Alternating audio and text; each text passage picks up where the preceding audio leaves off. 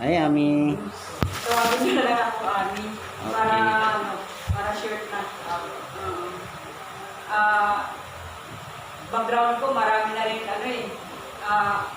marami na rin hirap pinagdaanan dahil, iniwan ako ng husband ko, siguro, ang edad ko is nasa 28 lang. Ano na siya eh, pumunta na sa heaven. So, pero iniwanan niya ako ng 2 anak. Kaya, Hindi ka na nag-asawa.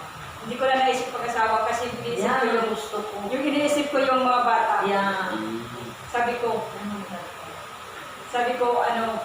ito, ibinigay mo sa akin, Lord, pero makakayanan ko to. Kaya, mahirap din siguro.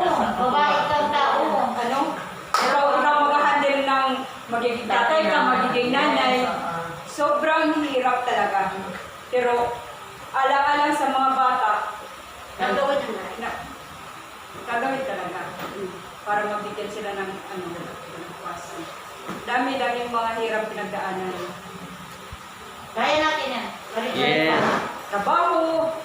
Dami-daming mga naanuhan ko ng mga trabaho. Naging labandira, naging kusinira, naging caregiver, lahat na.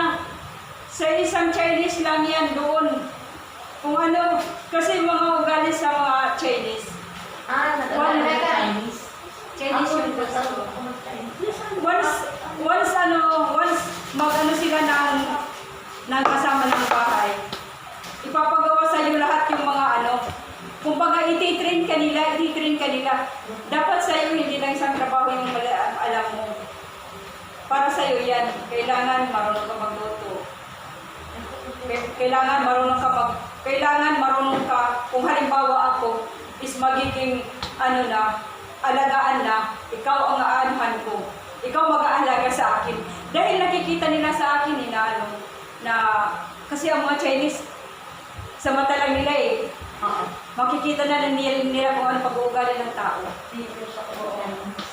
Yun sila talaga. Kumbaga hindi yan sila para salita, pero yan nila nasa psyche yan nila, nakikita nila kung ano yan. O kung ano yung pagkatao. Ganun yan sila. In 20 years, nandyan pa rin ako hanggang namatay na yung babae na inalagaan ko, hanggang yung matandang Si Ama. hanggang si Angkong na lang ngayon, yung inaalagaan ko, talagang sinabi talaga sa akin ng mga anak na, Ami, wag kang aalis kasi nakikita namin sa iyo kung anong pag-aalaga mo sa mami namin. Ganun din ang gagawin mo sa tatay namin. Siyempre sobrang mababait eh. Ako, minahal ko rin ang Chinese. Sobrang mga mababait sila. Kaya dami rin mga pinagdaanan na imagine ikaw uutusan ka, mag-ano ka doon sa tindahan nila kasi mga negosyante. Hindi ka pwede tumanggi kasi kasi sasabihin na para yan sa kinabukasan kasi anytime kung gusto mo mag-ano ng pera basta once tiwala sila ng tao. Kung ano yung hihilingin mo, hindi yan sila tatanggin. Yan ang mo talaga. Kaya yan, tingnan mo doon yung namin kasi may mga sa SM, mayroon sila mga paninda doon, sila may mga face-to-face sila. Tingnan mo doon kung naging sales, naging rin ako doon, naging sales lady na rin ako sa mga paninda nila. Grabe. Sabi niya sa akin, yan Ami, yung nalagang kong babae, pag once wala na ako, maaalala mo ako. Talagang at saka, kung ikaw ay mag-ano ng mga negosyo, maaalala mo rin ako kung ano yung pinakita ko sa iyo. Kung anong pinakita ko sa iyo, pinupush kita. Kaya nga inisip ko na na talaga, naisip ko talaga na itong ginagawa ko na naman ako doon sa kay Ama. Pero bago ako naging sa background ko, daming hirap pinagdaanan. And then, hanggang maging, maluwag na yung oras ko dahil si Angkong na lang yung ko Alagaan. Yun, parang may na ako sa time, may na ako. Sabi ko, kaya ko na ito mag-ano, kung ano yung dapat. Dami kong mga sinalihan din. May amo siya nagkapunta ka rin dito. Ganun. Ang dami kong sinalihan, nakasali din ako uno. Yung dami mga company. Dami. Nakapagpapayos pa na tayo. Yung Sa DXN. Sa DXN ka. Talaga. Dami mga ano, nagtitinda rin ng kung ano-ano dyan, ng mga damit, kung ano, perfume. Pero ano, dito ka sa DXN. Pero hindi, tagal pa na ako, recruit na sa akin. Hindi ko yun, dinedit pa ko yun, hindi ako nag-ano doon sa ganyan. DXN na. Sabi ko, hindi, ayoko niyan, kasi dami mga loko-loko dyan na mga company nga mga scam. Sabi ko, itong sa akin, ikukunin ko doon, titinda ko, mga suki-suki ko. Ayun. Ayan, baka magbitiw ako ng pera na walang mangyari. Hindi, talaga. Maganda to. Oh. And then, kasi ako din, Malusugan mo pa. iniisip ko rin may karamdaman din ako. Ang dami rin mga karamdaman. May mayuma. And then, yung barado yung puso. Imagine, nag-ano ko ng PGH, naging pasyente ako ng PGH 2001. Hanggang naging 2018, na-discover ko na yung DXN. Imagine, ang haba ng panahon. Pabalik-balik ng ospital, pabalik-balik ng PGH. Sasabihin sa'yo ng doktor, next ay after mga 2 months, balik ka na pa-follow up sa'yo. Ganun pag dating ko doon na naman, iba na naman ang mukha. Iba na naman ang doktor, nasaan na yung si Dr. Yap, nasaan na yun? Wala na, graduate na. Kami ma'am, maganda yung namin. Kasi alam namin yung... Alam namin yung... DXN mo na lang. Sabi ko, Mamatay ka naman, magaling ka. public hospital, pero malaking binabayaran mo kasi hindi ka naman admitting eh. Imagine yung ginagawa sa akin, tinutusok yung bibig, endoscopy. Naku, sabi ko, sa isang taon, dalawang beses ang ginagawa sa akin. Sabi ko, mamamatay pa yung bulsa ko. Kasi bawat gawa nila sa akin, pinakamababa 8,000, 15,000, 10,000, 12,000. Sabi ko, wala sa trabaho, napupunta lang doon ng ano. So, kinagat ko na talaga itong ng DXN kasi sabi ng kuya ko, pag-DXN ka na, sabi ko, hindi ko naman talaga oo pa naman sa isip. Ito na, kasi tuwing pupunta ko ng PGH, kailangan mayroon kang kasama doon, relatives. Kasi once gawin ang procedure sa'yo, kailangan may pipirma doon. Na kung ano mangyari nitong relatives mo. Waiver. Basta may nakapirma doon. Hindi ginagawa procedure sa akin kung walang pipirma muna doon na waiver. So, yun na, tapos na yung mga na yun. Alam ng ate ko na gano'ng binabayaran kasi pagkatapos ng procedure, punta doon sa PhilHealth. Wala ka naman ginagawa sa pera, pero pera mo pa rin yun kasi PhilHealth. Nagko-contribute ka rin doon eh. Oo. Ang laki pala din na binayaran mo, 15,000 na Sabi ko, oo nga, malaki nga talaga. Kaya dyan na naubos, ilang taon. May nagplano pala na yung mag-asawa. Nang pag-uwi na namin, hindi ko alam na ito na yung sasakyan natin. Sakay na tayo. Ang napunta namin is head office ng DXN. Parang kinidnap. Ito na! Hindi na talaga makatanggi kasi sila ang kasama ko eh.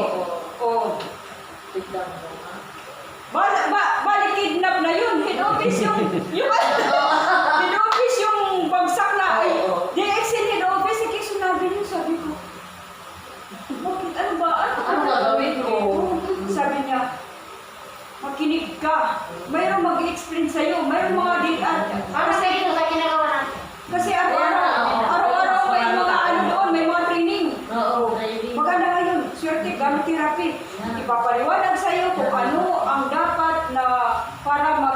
yung kalusugan mo. Yun na. Naano ko na talaga. Parang naano ko, nabuksan ko isipan ko. Oh, ganito, ganun. Sabi ko, hindi ko na ito tatapusin, uwi na ako. Sabi niya, nandito ka na, tapusin mo na. Nandito ka na, pagkakataon mo na ito, di tinapos. Tapos, oh. Pero nabuksan na talaga yung isipan ko, maganda talaga yung isipan. Kailangan na ito Ano, hindi, pero ang una-una, kapi-kapi pala, ito. Oo, yan lang din. Ito. Chuk lang yan. Maganda din mata. Sabi pa naman ng apply ko, parang wala kang ano parang kapi ka lang. Sabi ko, bakit? Ba't alam mo? Magbili ka kasi ng ano, yung RBGN, yung sinabi ng nagdano yung therapy. Oh, ito na yun, oh.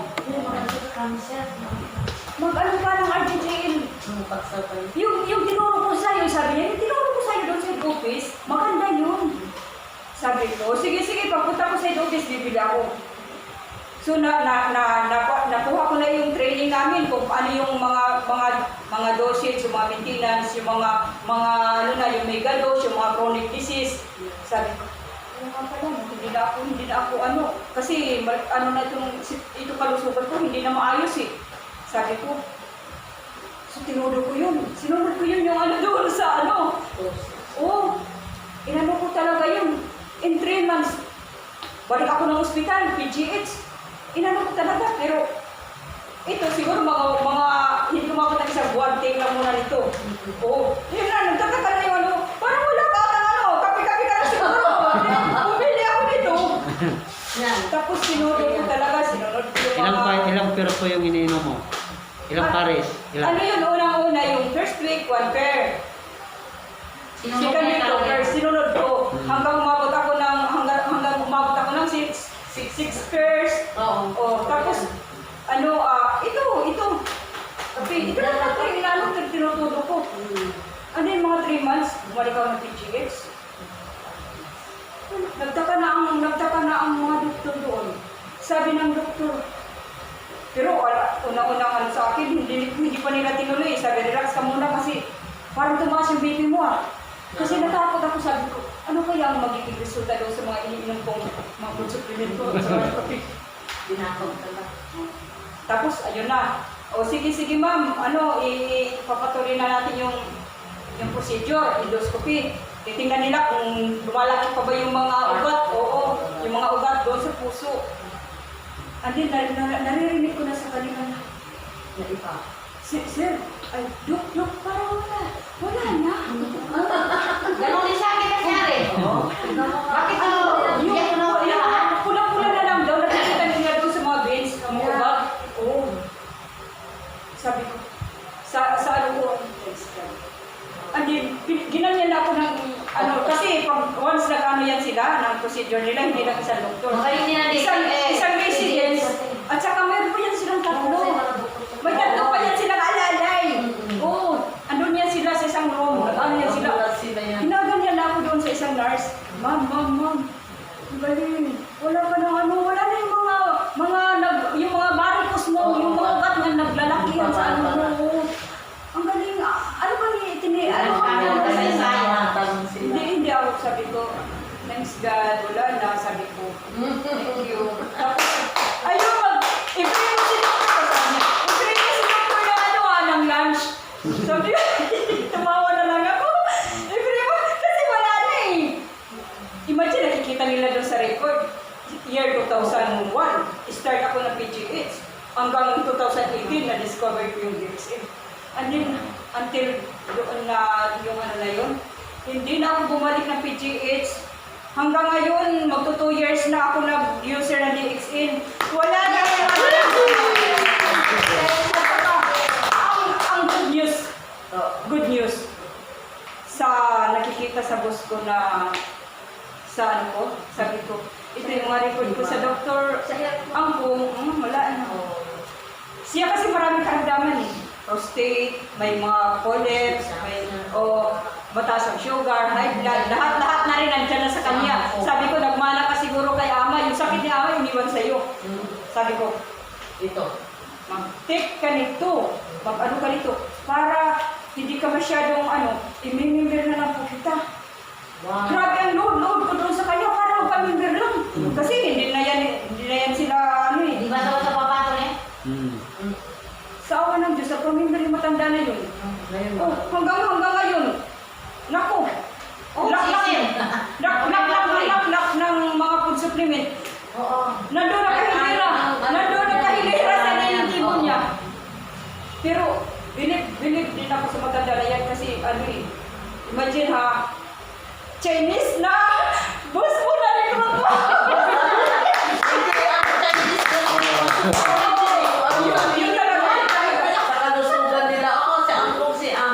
Yun talaga ang karanasan ko dito. Kaya, ang dami nag-ano sa akin. Minsan, inaabangan ako pag nag-attend ako ng training sa head office. Mayroon nag-aabang sa akin na, ma'am, kasi bit ko yung bag eh. Nakikita nila ito. Sinasabi nila, negosyante ito. Magaling ito siguro sa ni Hawkins. Sinasabihan ako doon. Magaling siguro ito sa networking na. Sinusundan nila ako, inaabangan nila ako doon sa may kanto. Paano na doon sa may EDSA? Ma'am, halika ma'am. Maganda ito ma'am. Global. Maganda, ma'am. Kain muna tayo ma'am dito sa restaurant. I-explain namin sa'yo. O hindi na. Sabi ko, hindi na. Magmamadali ako. Ang dami nag-ano dyan. Ang galing. Kaya sabi ko, ma'am, hanggang sa DXN na talaga ako. Yeah. Kaya lahat ng mga mga pamilya ko, yun ang ano ko talaga. Yun lang Wow, good morning, Power. Morning. Grabe.